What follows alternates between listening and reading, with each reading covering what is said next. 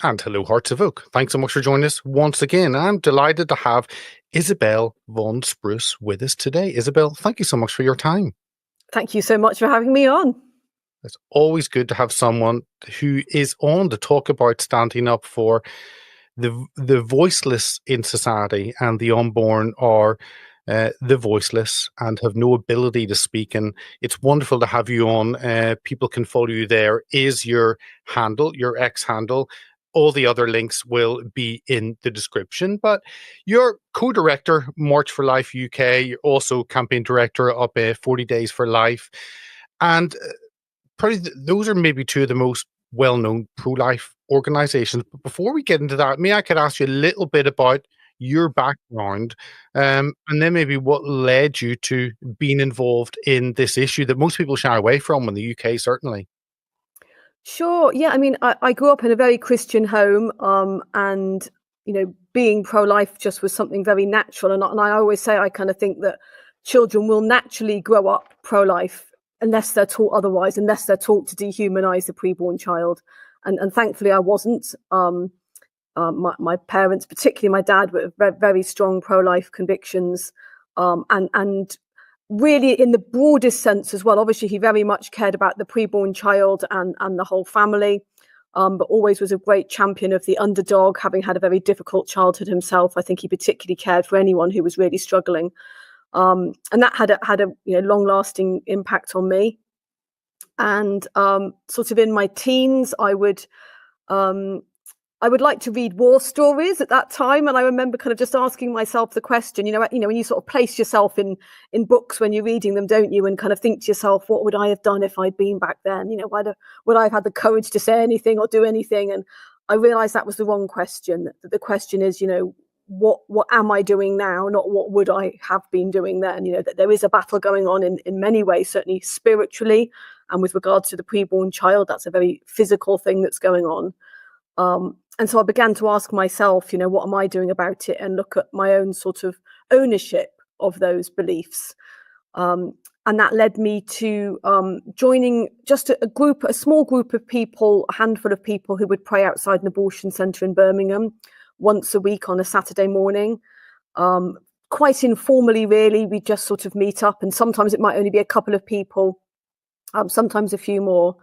And that led me to kind of feel inspired to start a 40 Days for Life campaign there, which really helped bring so many more people to join us, gave a lot of structure and organisation to the work we were doing, gave it much more of a professional stamp, and enabled us to provide much more help to the women and the couples that we were speaking to who were considering abortion.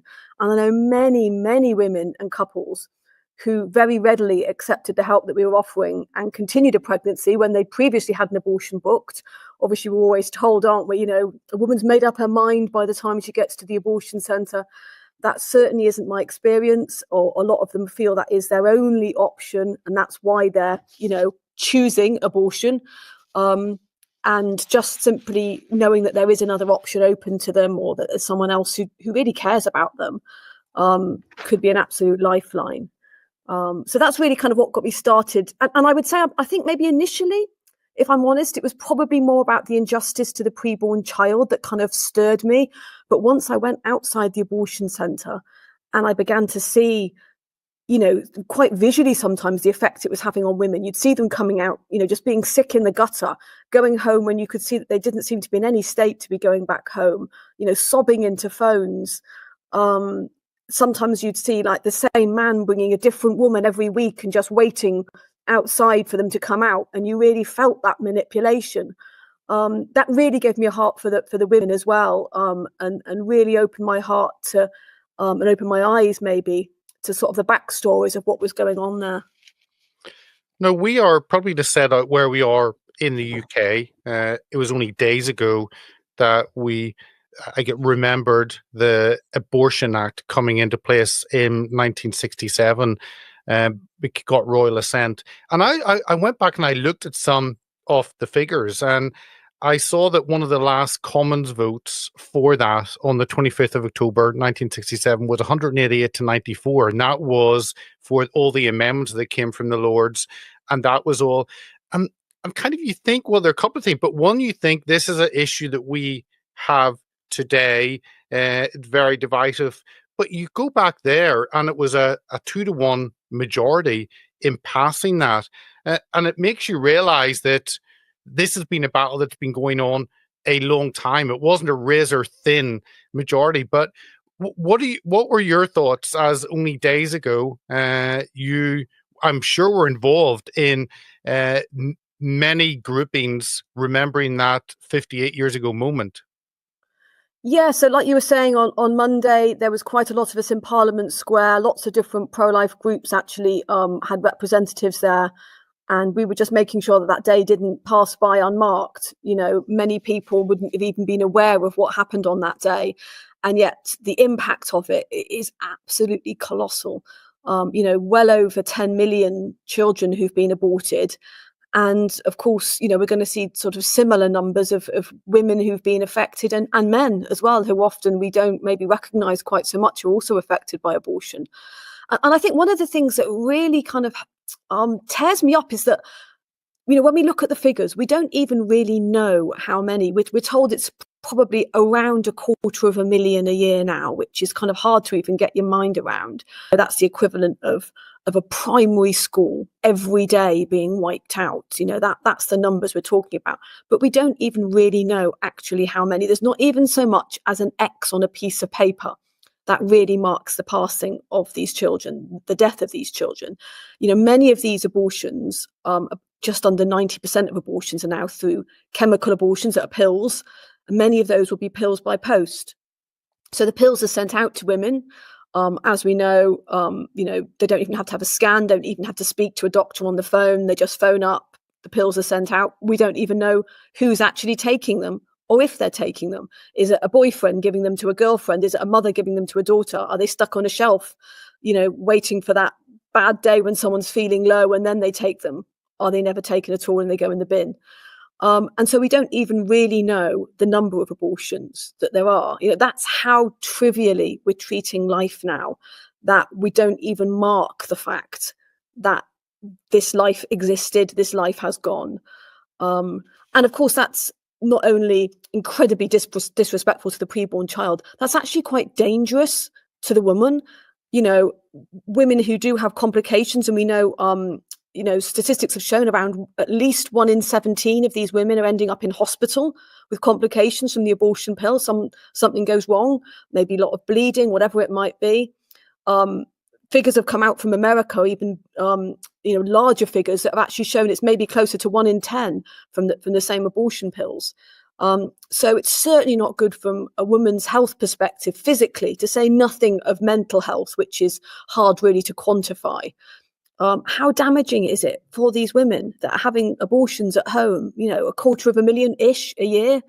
And of course, the ones that are having abortions at home, particularly, may well suffer even more from the mental health perspective, because they're seeing the results of this abortion. I remember one teenager who had an abortion at home who told me, you know, she looked down the toilet bowl and saw not just a heavy period, she saw her child there, and it wasn't what she was expecting. It wasn't what she'd been told or warned about. I can't begin to imagine the effects of, you know, mentally. No wonder we've got such a mental health crisis when 1 in 3 women ish have had an abortion, and, you know, similar numbers of men have been involved. I mean, it's, you think they're processing that. You think, if depends where someone comes from in being for an abortion or not for an abortion, but the whole thinking that a woman is going to take the life of her child, and there's, wow, you know, like, I wish I'd started investing in gold 10 years ago. There's no time too late or too soon to invest in gold. What if the next big crash is already in motion and almost no one sees it coming? Got to think about that. Every major economic collapse since 1929 was preceded by the same 7 warning signals. Right now, all 7 are flashing red. These are not headlines. They are deep market indicators that Wall Street prefers you never to hear about, because Wall Street doesn't want you to know what Wall Street knows. That's why our friends at American Alternative Assets created the Bellwether Signal. And this is a free report that reveals what these signals mean and how smart Americans are protecting their savings with buying gold and silver before it's too late. So important. So download your free copy at cloutgold.com, or call the company at 1-855-803-GOLD. That's 855-803-4653, 855-803-4653. You should really get the facts to protect your future, and don't wait for the headlines to catch you off guard. Honestly, gold has gone up and up and up so much, and silver is rising, and there's so much instability in this world. I'm so relieved that we're able to invest in gold, our, little nest egg. We don't want it to be at risk. So it's wonderful to have American Alternative Assets as a trusted source for gold investment and silver investment. Very little help or support or counseling. She goes somewhere that carries out that procedure. So why wouldn't the entity that carries out that procedure? Of course, they're not going to advise her not to, because that's their business. And it's crazy, not just in the UK, but I'm sure in the vast majority of countries, there seems to be little concern for the impact it has on the woman. The only concern is how quickly can you carry that out? And no one seems, certainly our politicians don't seem to have wakened up to that horrendous situation. Which is why it's particularly concerning that this is branded as healthcare. How deceptive is that to women? And I think that can affect their decision. This is legal. This is something available on the NHS. The vast majority of women, would be getting this free. Most abortions are free. So it will seem like, well, this can't be something that's going to be very damaging. Otherwise, why would it be legal? Why would it be being offered to me as part of a kind of healthcare package? So we can understand why women are maybe, not as wary as they should be about something like this. And then we've got the huge inconsistencies, like, the government saying they'll send out baby loss certificates to anyone who has a miscarriage at any stage. That's lovely, and I think it's great that those children are marked, and those mums and dads are given that kind of recognition that they did have a child, and recognizing maybe the grief that they're going through. But then how can we be saying that in abortion it's just a clump of cells? It's just a product of conception. It's so disingenuous. On the same NHS website, we'll be having, you can go onto one page and find out about the development of your baby. This is what your baby is doing at this stage. This is what, your baby is capable of. This is what it looks like. And yet, if you want an abortion, suddenly that word's erased. And, like I say, it's just a product of conception, and we won't talk about it in any kind of humanizing terms anymore. But in the deepest part of ourselves, we are aware of that contradiction. We might kind of cover it up with the lies and, the whatever it is the media is telling us. Even, like I say, our government, our NHS might be telling us, but in some way that doesn't sit right with us, because our hearts are made for the truth. And so when we have all these lies, this is why we have so many problems afterwards, because we're out of touch with reality. I always sort of say that maybe, if you're kind of trying to understand mental health, if you're not in touch with reality, then that's a mental health problem. And there's so many people who are in complete denial about abortion, maybe about their part in it, or they're trying to tell themselves that this wasn't a child, just as a coping mechanism, because otherwise the grief is too much for them. We've got such a huge problem in our country with this, and it's just causing more and more problems. Like I say, even if many of these women go to seek help afterwards, if they go back to the abortion provider who says they will provide some kind of counselling, this would in some way just be almost sort of reaffirming that you did the right thing. This was the only choice available to you. And yet that is part of the problem, that we know ultimately that it can't be right. It can't be the answer to a problem to kill somebody else, particularly a vulnerable child, and particularly our child. That's not even a position of judgment. It's just logic. It doesn't make sense that can't, if we value life at all, and we value the family unit, if we value society, then we can't be treating each other as products without causing problems to that unity that we have. But it's that word you use, life, and this is a word that, I mean, we all understand what life is, but suddenly when you can't see the life, then there is a debate. And it's amazing, it's sickening that we carry this out without any definition of what life is. And that's why the debate in the US about heartbeat legislation, well, that's how you often define life. You check someone's pulse, and if they're got a pulse, then they're alive. Surely that's a line. But yet we carry this on. I'm wondering how people get past it. Is it those who are pushing abortion, they've been involved in it, and there is maybe shame, and therefore they cannot accept? Because to say that, when you talk and many conversations with individuals, and they say no abortion up to birth, because when the baby is out of the womb in the world, then it is alive. And then you say, well, when does life begin? There is confusion, but they're adamant that an abortion should be the right of anyone. How does that work? That simple word of life, and we haven't yet defined it. Yeah, and I think, in all honesty, it is written on everybody's heart. We all do know, if you are to say to somebody, what does it mean to be pregnant? And this is often how I've started a conversation with regards to abortion. What does it mean to be pregnant? I've spoken to maybe, people who come up to me to challenge my opinions in some way. Maybe I've had a journalist talking to me, I remember them, and asking them that question. They all know the answer to that question. If you're wanting to get pregnant and you see those lines on the pregnancy test, you don't think, oh, I wonder what's going to happen in 9 months. What will come out? What is it? We all know that is the start of human life. We know it's at conception. We accept it if we're talking about, animals and birds' eggs being protected. Why are eagles' eggs protected? Why are turtles' eggs protected? We know that life has started, even if we can't, see it without some kind of scan or an X-ray or whatever. We know that life has already started from that point. And it's the same with humans. We do know that. But as I was kind of alluding to earlier, I think sometimes it is almost a coping mechanism, particularly for those who've been involved with abortion, whether that's that they've had an abortion, whether that's somebody close to them that's had an abortion, whether they've helped others procure an abortion. It's a really hard thing to acknowledge that you've taken part in something which has ultimately, resulted in the ending of a life.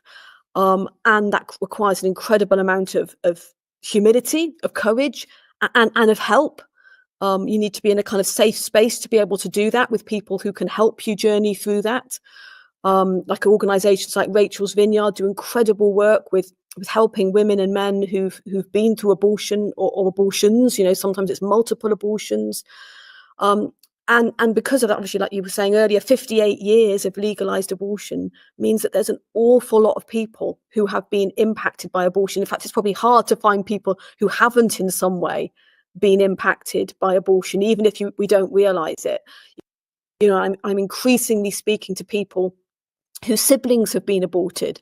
And that's something that I didn't used to even maybe be aware of when I first started getting involved in pro-life work, of the impact that can have on the surviving siblings, maybe feeling that their parents' love is conditional because their sibling was aborted because, they weren't quite perfect. There was something wrong with the scan, or they came at the wrong time.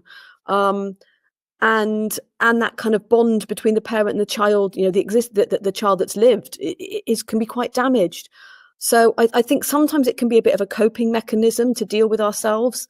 As a Christian, I think understanding from a Christian perspective, I kind of liken it to if you had a bag of rubble sitting in your living room, and someone said to you, if you take that bag of rubble outside the door, there's someone there and they'll take it away for you. Well, I would probably have the strength to pick up the bag of rubble and go and put it outside the front door. But if I pick up that bag of rubble, I've got to carry it around with me for the rest of my life, I'm not going to. I should just leave it there. It'll be the elephant in the room. It'll make a mess, but I'll learn to live with it. And that's often the case with something like abortion. If we don't understand that there is forgiveness, that there is healing, that there is mercy, then why will we ever pick up that weight, that guilt that there is initially, and the shame that there is initially, if we don't know where we can put it down? And obviously, as a Christian, I believe we put it down at the feet of our Saviour. But if there's nobody there who can maybe help to lead us to that point, then we'll just learn to live with it, however difficult that is, however uncomfortable that is. And that is a tragic case for many women and men who are just trying to kind of almost learning to live with it, which means just pushing it down, ignoring it, staying in that state of denial, living in that state of inconsistencies, because it's more comfortable than carrying around a burden that you feel you can never put down. I want to pick up that side, because really, if churches acknowledged this was happening, then people could be free of that burden and could receive the help within that environment. So I want to go deeper in that. But first of all, I want to ask you if maybe I shadowed you for a month, Isabel. Maybe I followed you around and was an intern with you. Give us a little bit of a snapshot of what your work would be. What would I see? What would I be getting involved in? Give us maybe a month of what you get involved in. It's going to vary very much depending on what time of year it is. Obviously, with March for Life, we have various events that take place throughout the year. As you just mentioned, on Monday we had the anniversary of the Abortion Act, so we had a witness then. We have our annual March for Life once a year, and there's an awful lot of planning that goes into that throughout the year, really, promoting that, particularly making churches aware of that, and the planning for that, and then afterwards making sure that, you know, all the videos and things for that go out. So sharing a lot of stuff online. Obviously, we have a large social media presence with March for Life. At the moment, we're in a 40 Days for Life campaign in Birmingham. So I sort out the rota for that, making sure that there's people praying. Actually, they'd just be outside the buffer zone. Most people are familiar with buffer zones outside abortion centres now. So my volunteers would pray just outside the buffer zone, and they'd be there every day, 12 hours a day, every day of the week. And then sometimes we might get calls coming in from people who've become aware of the help that is available, want to find out more about help, you know, with regards to a pregnancy, or sometimes they've had an abortion and want to be directed to where they can get some healing.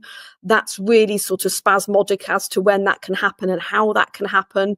But thankfully, sometimes we're on people's radar, and they will find out that, you know, we're an organisation that can help with that. And then we do lots of training events throughout the year. It might be training with pastors, priests, helping them.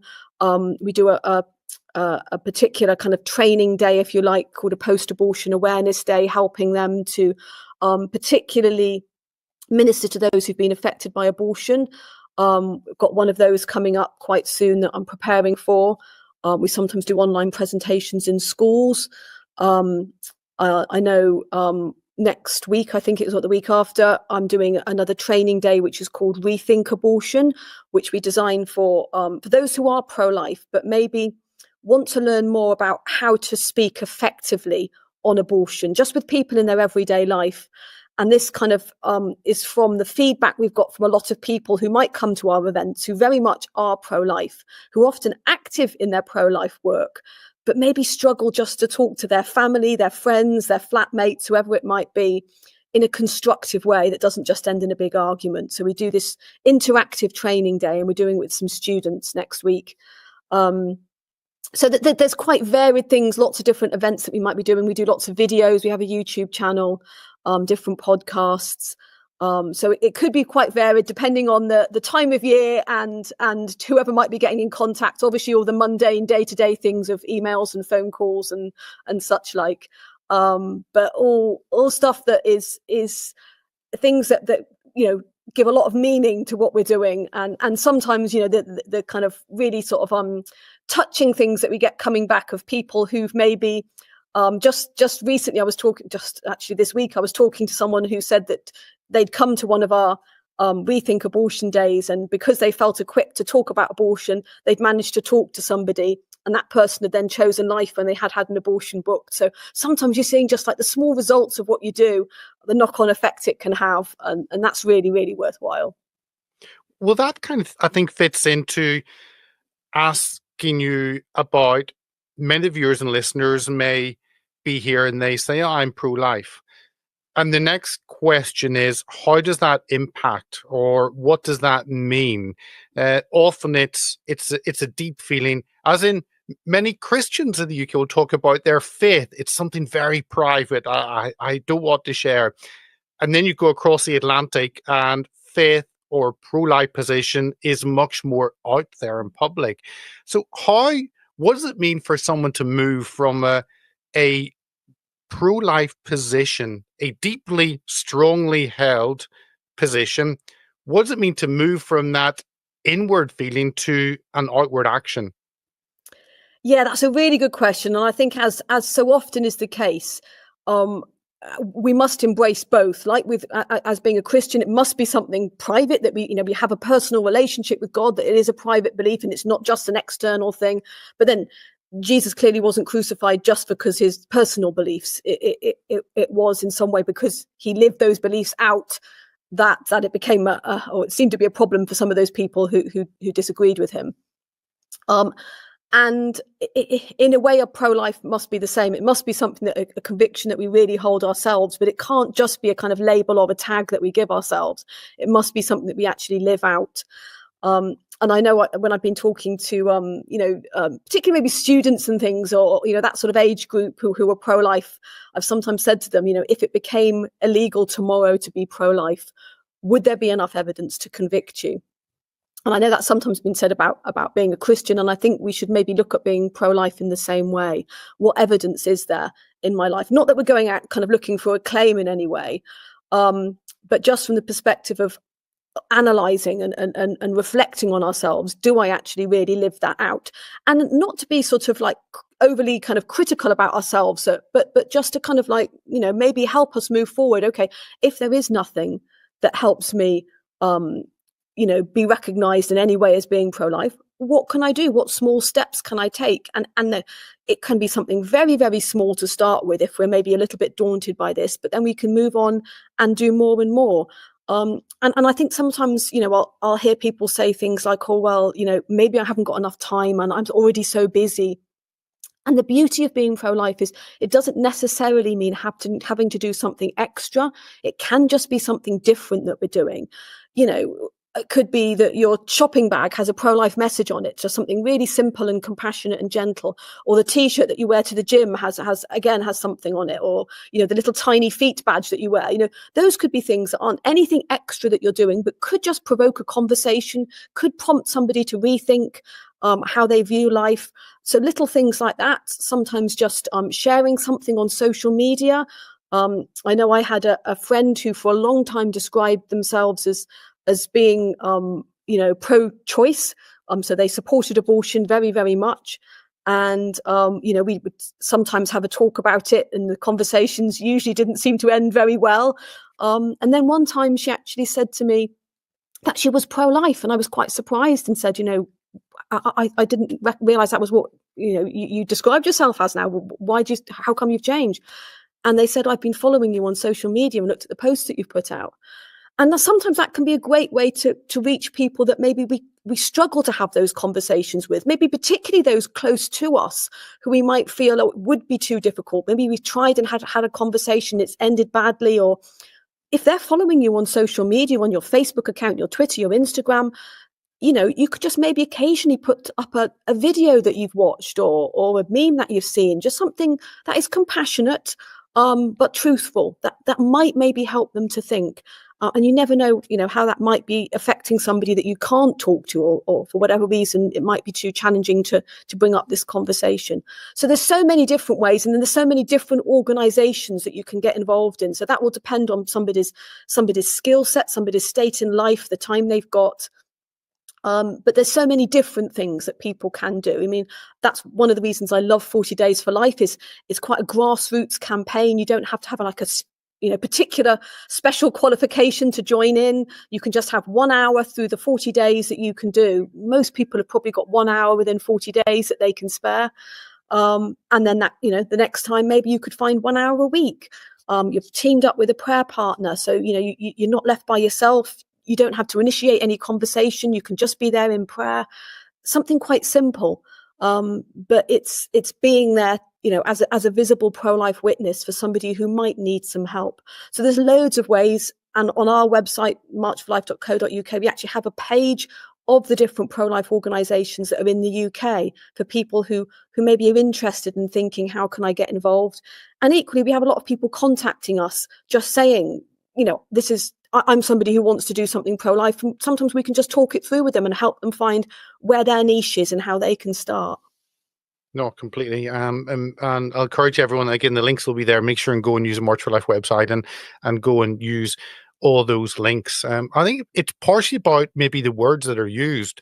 I mean, no one would say they're not pro-life for someone. No one really. And I guess we are pro-choice. I'm certainly pro-choice. I think every baby has the right to choose to live. Therefore, we are pro. And I think it's about people see the slogans, they see the headlines, and that really a simple conversation, a gentle conversation begins to make people think, what actually do those mean? And I think it's just a conversation with a friend, with a colleague that begins to get people thinking. And that could be why God has us in that environment, just to begin to talk about that. Yeah, people will kind of live by these mantras that they haven't really thought through. I mean, like you were just saying with the pro-choice, we all believe that choices have limitations. We don't have a choice to do whatever we want. And even with our own body, people will sometimes kind of like, throw this at us. It's my body. I can do whatever I want with it. But there's many situations where we'd say, well, actually, you don't have a right to do whatever you want with your body. I have a right to stretch when I get up in the morning. But if I'm on a bus and there's somebody sitting right next to me and me stretching would mean that they get punched in the nose, then no, I don't have a right to do that because my body is interfering with somebody else's body. That's one reason like any decent, humane person in society would disagree with rape, because it's somebody using the power of their body over somebody else and, against their will. So we do believe that choice has limitations, that we can't do whatever we want with our body. But sometimes people just haven't thought through those kind of mantras. And it can be coming from a good place that we recognize maybe rights that people have been deprived of in the past. And we don't want to go back to those times or places. Maybe particularly people who have had those rights taken off them, people who've been in situations of abuse or where people have dominated themselves over them. And so they're now asserting their rights, which is good, but then they don't realize how far they've gone and actually they now become the ones dominating other people. And it might be done quite innocently and unintentionally because they haven't really thought it through. So like you're saying, if we can talk about this in a compassionate and in a rational and in a calm way, not getting angry, not getting defensive, and that's what some of our training days help people to be able to do in a structured, in a strategic way, we can help people to rethink abortion. And that's kind of what one of our big messages is, that it's actually something that people haven't thought about enough. We haven't thought about enough. What is pregnancy? What actually is it? When I'm talking to women who are considering abortion, they will often say, I just want to be unpregnant. But they're not actually thinking about what is pregnancy, and then what does abortion do to that human being. That isn't something that they will think about, which is obviously one of the key things that we need to be aware of, particularly at that time, or for people who've maybe had an abortion, to actually kind of reflect on the truth of what's happened. And we can be the ones to do that if we go about it in the correct manner. And it's really, really important that we do that, because otherwise we can end up just causing more damage, people, getting people's hackles up and getting them more angry. So we can be really key in this for good or for bad. It's always about winning people over and not about winning a debate. And I think that's what we often get confused with. You mentioned about buffer zones, and it's interesting how phrases are used, and that's termed as safe spaces. It's certainly not safe for the babies that are about to lose their lives. It's the most dangerous place in the world. Yeah. But that legislation was passed, a zone around abortion centres. You fell foul of one of these, and the video of you silently praying. went worldwide. I mean, we in the UK will know that. Many of the US viewers will have seen that, but remind us of the current situation and how we have got to the point in the United Kingdom where prayer is illegal in many parts of the country. Yeah, so buffer zones really were voted in off the back of, you know, outrageously untrue stories that were propagated and shared by those who've got a vested interest in abortion, or those who are, like I just described, who are maybe struggling with that in their own life and maybe in a position of denial. And I'm sure many people will be aware of the kinds of things I'm talking about. And even, you know, the media really helped with that, sharing stories about things that if I believed what I'd read in the media about some of the campaigns like 40 Days for Life and things, I wouldn't want to touch them with a barge pole. But I think most of those people who were you know, propagating that those lies were aware of what what the truth really is, that those outside abortion centres were there just to quietly pray and to offer help and alternatives to those who are in difficulties, and also offer help and guidance to those who've, and, you know, signpost to those who've been through an abortion as well. And that happened many times. As I say, over the years, I can think of so many women who've been helped by that. But to start with, we had buffer zones brought in with regards to local legislation, which is called PSPO, Public Space Protection Orders. And these are basically orders that are brought in when the local council and the police force work together. Originally, it was for things like, you know, dog fouling in a park, and they might bring it in to ban dogs from a park, or drunken disorderly behaviour in a city centre or something, ban drinking. But they used it to bring in zones around abortion centres where certain behaviour was prohibited. And we actually have 5 of those PSPO zones in this country, 2 in London, 1 in Bournemouth, 1 in Manchester, and 1 in Birmingham. And then it was decided that they didn't want to have to, you know, go through the trouble of the councils and the police creating these zones. And so they actually decided to have a national law brought in. So, and depending on when this video is actually aired, that law was on the 31st of October. So we're very close to that, a year of when that zone was first created, and around every abortion centre in the country. And like I say, that's designed to prohibit certain behaviour. But ironically, you know, harassment, intimidation, that's always been illegal, rightly so, inside or outside of a buffer zone. So if that's what they were worried about, they didn't need a new law for it. It wasn't happening outside abortion centres, because if it was, it could already be prosecuted, it could already be dealt with. And there weren't cases of that. In fact, the only cases that there were with regards to antisocial behaviour or abuse or assault were actually pro-lifers who were the victims. And I know that because, you know, we had to take cases to our police force when some of our volunteers were physically assaulted by passers-by, by locals who were behaving abusively. And without going into too many details, the police weren't very quick or very keen to act on any of that. We were told, if you don't want to be assaulted, don't come out of your house. So we can see back then the kind of first startings of you know, 2-tier policing that we're seeing more and more of nowadays. So that was kind of how it started being brought in. And we've seen quite a few people actually having to go to court because of being accosted inside a buffer zone, whether that's by council officers, which happened in the case of Bournemouth. Livia Tisici-Bolt and Adam Smith-Connor were both had to go to court, and at the moment, as it stands, they've both been convicted. Livia for offering to have a consensual conversation inside a buffer zone, and Adam just for saying his prayers there inside the buffer zone.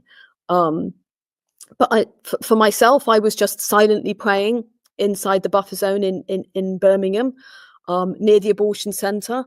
That wasn't manifest in any way, even if you can manifest prayer, which I think would certainly be something I would think you'd struggle to, you know. But I wasn't, you know, on my knees with my hands in a traditional prayer pose. I wasn't holding a Bible, or I certainly wasn't having any leaflets. I wasn't trying to interact with anybody, no posters. I was simply standing there in my head. I was praying. And the police officers accosted me and said to me, well, they asked me what I was doing, and I said simply standing here. That's all. And then they said, "Are you praying?" And I said, "Well, I might be in my head, but nothing out loud." And that was enough for them to arrest me. What makes a police officer ask you if you're praying? What goes through anyone's head to accuse someone of praying as they're just standing quietly? Yeah, I do think it's important to kind of mention that, because I've had some people saying it's nothing to do with the prayer, you've just broken the buffer zone. Well, that's how they said I'd broken it, and I remember a police officer, in fact, the second time I was arrested, a police officer actually said to me, "Your prayer is an offence." And I said, "But it's only in my head, it's silent prayer." And he said, "It doesn't matter, it's an offence." So quite clearly, that was why they were arresting me at those times, was because of prayer, silent prayer. And actually, when I was first arrested, I was charged with engaging in an act which was intimidating service users. And yet the abortion centre was closed. There were no service users. So we can see that there's really an agenda going on. It's not that they really think that there is a woman or people in any way being harassed, intimidated, upset. There is an agenda, and that's where they're coming from. Sadly, people who support abortion, who just don't want any other view to be heard. They don't seem to want the choice. I know when this was actually being debated in Parliament, the national buffer zones, and they were discussing whether to bring in a ban on silent prayer as part of the buffer zones. I remember the abortion providers, MSI and BPAS, along with the Royal College of Gynecologists and Obstetricians, they all wrote a letter to the then Home Secretary Yvette Cooper, and they said in that letter that the failure to include silent prayer or consensual conversation in the activities covered by law would leave almost without exception the current routine anti-abortion presence in place. So they knew that by and large, what was happening was simply silent or very quiet prayer and offers of consensual conversation. And that was what they were targeting. It wasn't anything to do with harassment or intimidation. And they knew that. And that's why the people that we've seen having to go to court aren't people who've been running down the street shouting murderer, dousing people with holy water, or blocking people's entrances, all the things that we've been accused of in the past. It's been people, like I say, who've been offering to have a consensual conversation, or just silently saying their prayers on a street corner. And yet we're seeing, Christians, pro-lifers reduced to being second-class citizens, effectively. Well, I guess the silver lining in that is that the world fears prayer, which is an interesting concept. But I would love to go deeper into politics and everything, but I just want to finish on just one question for you in terms of the church. If I put myself in the position of a church leader, if I heard someone had been arrested for silently praying, I would be quite concerned. I would want to reach out. I would want to make sure my church was aware that we could pray for that person and begin to engage, because if prayer is not legal in parts of the country, we are in a very dark situation. What was the response from churches to that video going out? I have to say, I felt very supported by a lot of church leaders that I know, different pastors, and that's of different denominations. I know a lot of Catholic priests who've been incredibly supportive, and bishops who've been incredibly supportive, evangelical leaders and pastors who, again, have told me of their support. And in fact, it's gone much further than that, to people who don't even agree with my position from a faith perspective or pro-life perspective, saying, "But I do believe you've got a right to be able to pray on the street corner, even if I don't believe in prayer, or even if I don't agree with you with regards to your stance on abortion." So I am pleased that people are waking up, and I think more and more people are doing so. We've had more people joining our pro-life campaigns, particularly younger people, and we're seeing that with this quiet revival in the church of more people, particularly young men, coming to the church. And again, that's different denominations, but particularly the truth of Christianity. And I think maybe because the current climate here in the UK, it is the secular climate. It is so anti-truth and so confusing that in a way it's making the church shine out even brighter. This is the beacon today, is the church. This is where truth isn't changing. whether that's the truth on life, the truth of who we are and our identity, which is rooted in God. And as I said earlier, that is on all our hearts, that search for the truth. And thankfully, a lot of young people are realizing that they're not finding it through their academic studies at university. They're not finding it through different things, or online or whatever it might be, that they're finding that ultimately in prayer, in their churches. And I think that is something that's really heartening and really hopeful for us. Even though things might be very dark, it's making the light shine even brighter. It was great to finish on that positive. And let me just share the screen. That's March for Life. That's what you get. Go sign up and be a part of that. Let me remove the bottom out there. There's the whole website. So sign up. You can be a part of that. Get the emails. Be involved. And make sure and play your part. Isabel, I really appreciate your time. What you're doing is fantastic, and you give an example of what people can do, especially through the website. Everyone can take up this and play a part where they are. So thank you for sharing what you're doing and for sharing this issue with our audience. Well, thank you so much again for what you're doing, and it's greatly appreciated. Thank you.